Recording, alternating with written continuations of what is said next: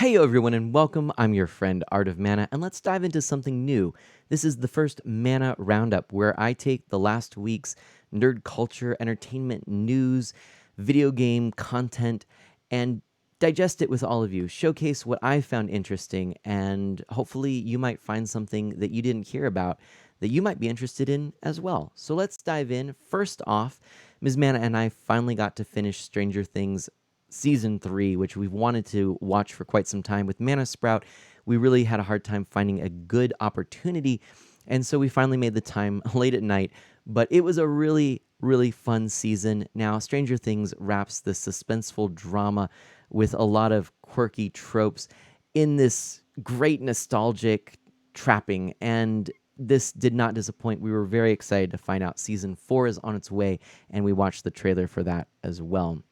Tommy Tallarico also announced a bunch of things regarding the Intellivision Amico, and I made a video on this, but let's just say it was very divisive. I intend to maybe do a follow-up video down the line. Big thing that stood out for me is that with the controller for the Amico, you can take that controller to a friend, and all of your digital purchases on your own Amico will be available to play while your controller is paired to their machine. I think that's a great and elegant solution. Definitely a highlight.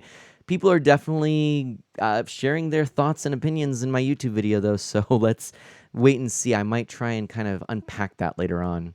Smooth McGroove is at it again on YouTube after a long hiatus, and it was really neat to see him do a cover of the Beatles song Because, which is gorgeous. And of course, it made me go down the music rabbit hole on YouTube.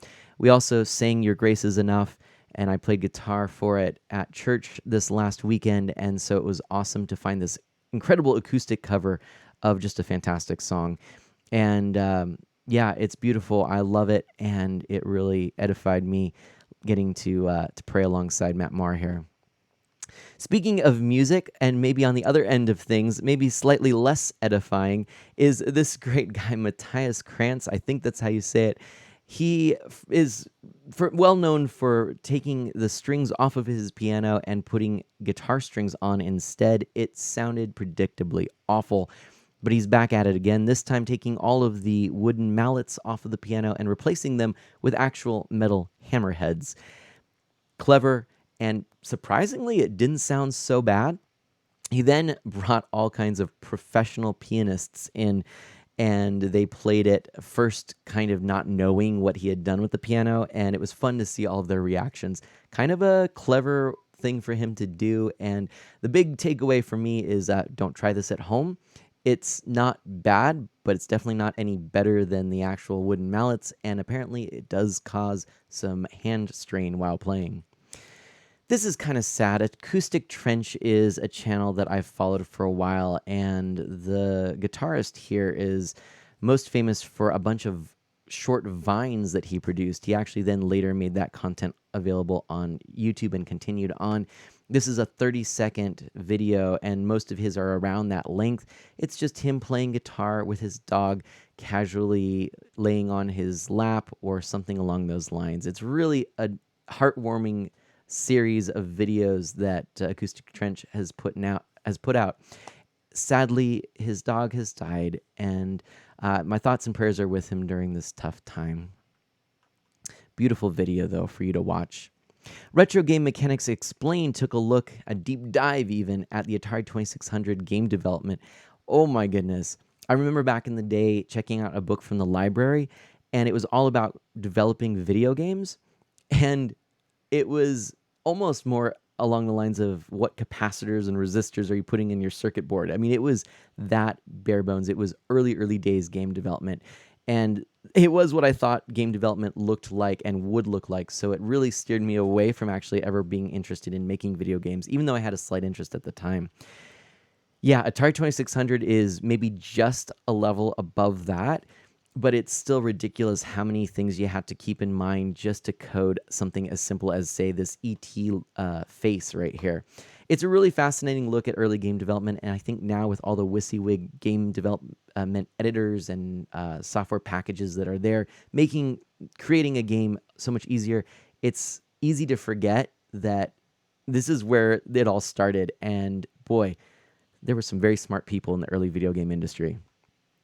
I also have been watching through Community. I'm on maybe my fifth watch through of the franchise at this point.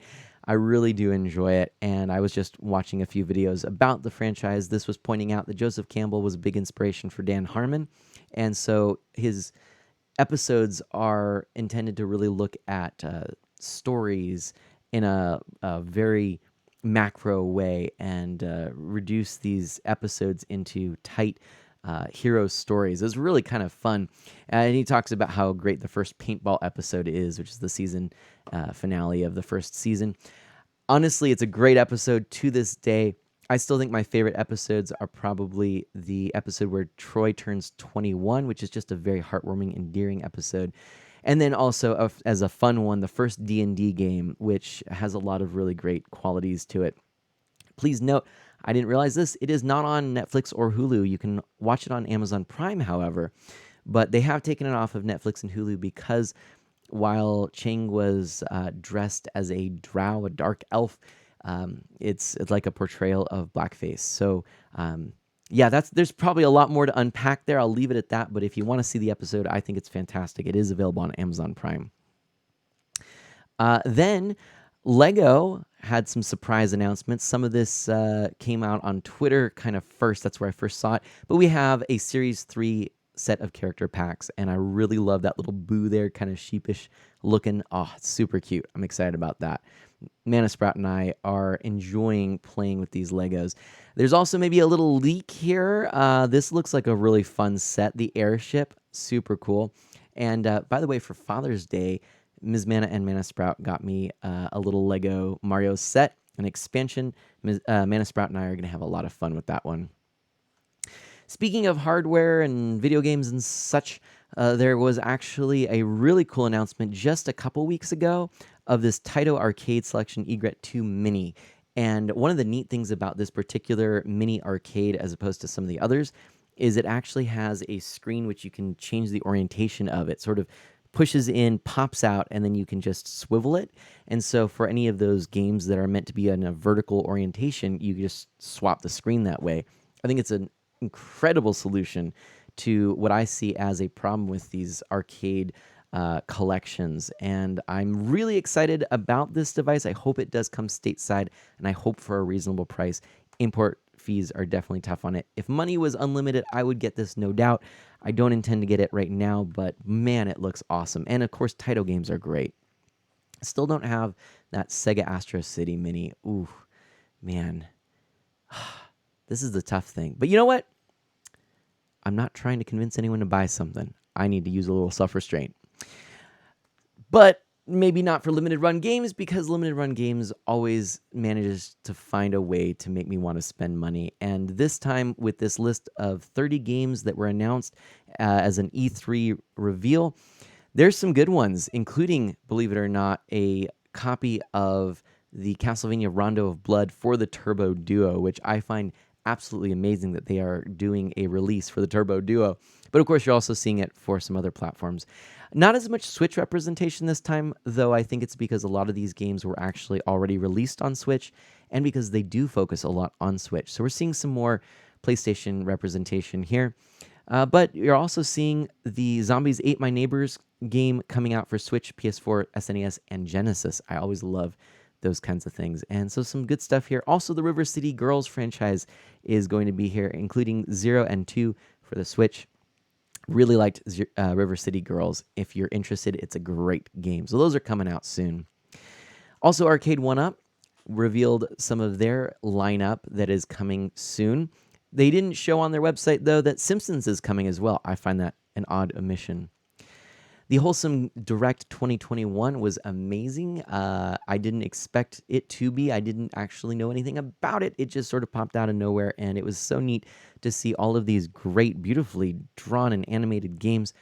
A lot of them really with great looking stories and just this wholesome vibe. I think it's kind of a neat thing. I'm going to look into this a little more. I didn't watch all of I kind of skipped around the Direct. I got to be honest. I need to go back and watch all of it. It was kind of long, but some of these games look really interesting, and I'm going to definitely put them on my wish list. Speaking of wish list, I think my number one favorite announcement of hardware is probably the Playdate. It's what I'm most anticipating. This thing is a little expensive, but it just looks to be such a premium experience with something new and fresh and exciting. And this idea that these games are going to be released episodically, or not episodically. It's like they're beamed to your device over time. Over like 6 months, I think you get 24 different games, something like that. I can't remember right now, but you get all these games that are developed by indie developers, etc. And you've got this nice little stereo dock, and I don't know, it's got a little crank on the side. It just looks fun, and that's what we need. I love just fun things, and it comes out of this company, Panic, out of Portland, Oregon, and so kind of a little home state representation there. I like that. Though on the other end of the spectrum, here's the Atari VCS, and if you aren't familiar, this is something I think showed a lot of promise very, very early on, but it kind of went through this development hell, and unfortunately, it's really not interested me at all. And they showed this games trailer for June. Not a lot of games that I would have any interest in, and other than the fact that it looks like a gorgeous shell, it would be great on a shelf. I think that this just sort of failed to impress. It's pretty much a low-powered PC that you can hook up to your TV, and it's not the worst thing. I could see a lot of people finding a use for it. It just doesn't appeal to me. I suppose some people are excited to try and develop for it and create their own games for it. But I don't know. It's right now looking like there just aren't any killer apps, and Atari put a lot of their old 2600 games as ports onto it, but I don't think that's going to sell a system right now. Honestly, I'd rather just play my good old original Atari 2600 right here. We also, of course, saw the Nintendo E3 Direct with so many announcements. You can see my video where I just went through each one real quickly. It's about 6 minutes long. But a couple of big highlights for me, of course, Metroid 5, otherwise known as Metroid Dread, which looks to be absolutely fantastic. You can also get a special edition and some amiibo for it, and I think this is going to be a really fun game. I highly recommend people to look into it. There's been a little bit of drama about whether or not it's worth $60. Look, folks, it's worth $60. It is worth it. Boom. Done. Mic dropped. Don't base your idea of the worth of a game solely on whether it is 2D or 3D. This game looks to be developed with a lot of heart and soul, and putting together a game like this is arguably even harder than some 3D games that are out there, because you have to figure out a way for you to traverse this entire map and have certain areas locked away and others not, and there's a puzzle piece to be done where unlockables will allow you to only progress so far. All right, look, it's worth it. I'm excited. I think you should be too, even if you aren't a Metroid fan. Then, of course, the other big reveal was the Nintendo Game & Watch, which I think is really super exciting. This is the Zelda edition. It's the second one we've seen. We had the Mario one before, and frankly, it looks gorgeous. I was kind of happy that I could say, called it. The thing I had hoped for, my only sort of prediction, was that we would see something like this. I had hoped that we would see the Zelda Game & Watch game on there, because that would have been a really neat thing. But much like the Mario one, they didn't. Instead, they did a reskin of the game Vermin. And much like Mario was put into Ball, it's a traditional Game & Watch game, and that's it. Again, kind of a little bummed. But if you're not sure what I'm talking about, this is the Game & Watch. So this is a nice little article that'll talk about it. I don't have this unit, but I have been trying to find a way to play this game for you with original-ish hardware on stream. That's actually the game I had intended to play before Link's Awakening, but had some reasons why I couldn't. So stay tuned. There might be some more to announce in the future.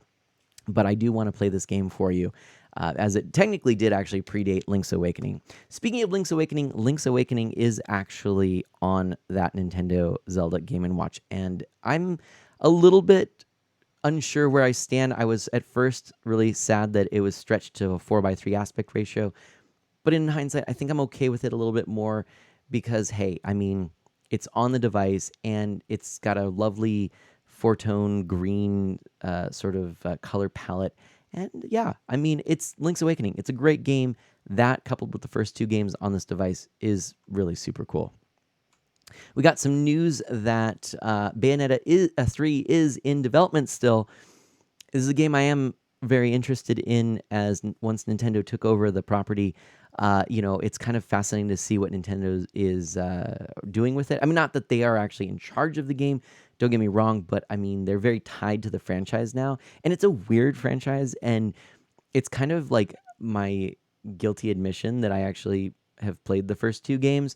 There is a lot of shall we say, problematic stuff with it, but man, it just oozes this sort of style, and it's like kind of just interesting and fun, and gosh darn it, I really enjoy playing it. So I'm looking forward to Bayonetta 3. I'm glad that it is still coming out, but apparently developers a little annoyed that people are assuming it is not coming out nor anywhere near completion.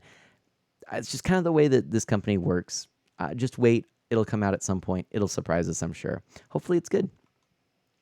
Also, Loki is a thing now. I've watched the first two episodes now. Wednesday was when the second episode aired, and wow, I love it. It's filled with time travel and big, awesome set pieces that look like they're straight from the 1960s, but like futuristic. It's fun. It's exciting. The actor who plays Loki is doing a great job hamming it up, but also really portraying somebody who's like all powerful, but not in this scenario. And that's all I'll say. I don't want to spoil it for you. If you are on the fence, check it out. I think WandaVision ended up being my favorite entry into the Marvel Cinematic Universe, like to date. I've really found it to have some profound elements, and it was just a lot of fun seeing all of the set pieces for these classic comedies. Check that one out. But if you haven't, but if you have, move on, start watching Loki. It's really good, and so far more interesting to me, anyways, than what was it, the Hawk and the Winter Soldier. Didn't really care for that one so much. A couple of last things to talk about as we wrap up here. These are just some Twitter tweets that I found to be interesting and worth shouting out. A Forest Life, a member of one of the stream teams I'm a part of, that is Club Tortimer, is working on a Lord of the Rings themed island. I've tuned into a few of these and liked a few of the posts about them. And so, man, she's really fantastic at this. And if you want to see some great builds, check her out on her A Forest Life Twitch channel.